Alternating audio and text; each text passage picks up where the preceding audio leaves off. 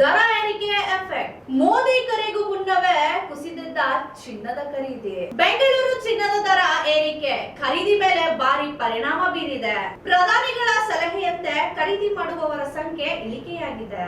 ಚಿನ್ನದ ವ್ಯಾಪಾರಿಗಳು ವ್ಯಾಪಾರ ಇಲ್ಲ ಅಂತ ಪರದಾಡುವಂತಾಗಿದೆ. ಚಿನ್ನದ ಕೆಲಸ ಮಾಡುವವರು ಕೆಲಸಕ್ಕಾಗಿ ಪರದಾಡುವಂತಾಗಿದೆ. ಹೌದು, ಚಿನ್ನದ ದರ ಏರಿಕೆಯಾಗಿದೆ. ಖರೀದಿ ಮಾಡುವವರ ಸಂಖ್ಯೆ ಇಳಿಕೆಯತ್ತ ಮುಖ ಮಾಡಿದೆ. ಅದರಲ್ಲೂ 4 ದಿನದ ಹಿಂದೆಯೇ ಪ್ರಧಾನಿಗಳ ಸಲಹೆಯ ಬಳಿಕ ಇದು ಇಡೀ ದೇಶದ ತುಂಬೆಲ್ಲ ದೊಡ್ಡ ಚರ್ಚೆಯಾಗುವುದರ ಜೊತೆಗೆ ಇನ್ನಷ್ಟು ಏರಿಕೆ ಕೂಡ ಶುರುವಾಗಿದೆ. ಆದರೆ ಚಿನ್ನದ ಖರೀದಿ ಕಳೆದ ಕೆಲ ತಿಂಗಳ ಹಿಂದಿನಿಂದಲೂ ಸತತವಾಗಿ ಇಳಿಕೆಯಾಗಿದೆ.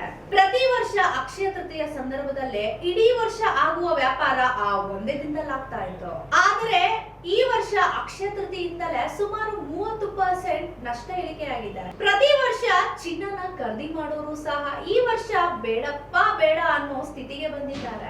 ಆದರೆ ಕೆಲ ತಿಂಗಳಿಂದ ಹೀಗೆ ಆಗ್ತಾ ಇದೆ. ಒಟ್ಟಾರೆ ವ್ಯಾಪಾರದಲ್ಲಿ 50% ಗಿಂತ ಹೆಚ್ಚು ಕುಸಿತ ನೋಡ್ತಾ ಇದೀವಿ ಅಂತ ಹೇಳಿ ಮಾಲೀಕರು ಹೇಳ್ತಾ ಇದ್ದಾರೆ. ಇನ್ನು ಇದರ ಎಫೆಕ್ಟ್ ಬರೀ ಮಾಲೀಕರ ಮಾತ್ರ ಅಲ್ಲದೆ ಚಿನ್ನ ಆಭರಣ ತಯಾರಿ ಮಾಡುವ ಅಕ್ಕಸಾಲಿಗರಿಗೂ ಕೂಡ ತಟ್ಟಿದೆ. ಚಿನ್ನದ ಆಭರಣಗಳ ಖರೀದಿಯ ಕುಸಿತದ ಹಿನ್ನೆಲೆ ಆಭರಣಗಳ ತಯಾರಿ ಕೂಡ ಕುಸಿತ ಆಗಿದೆ.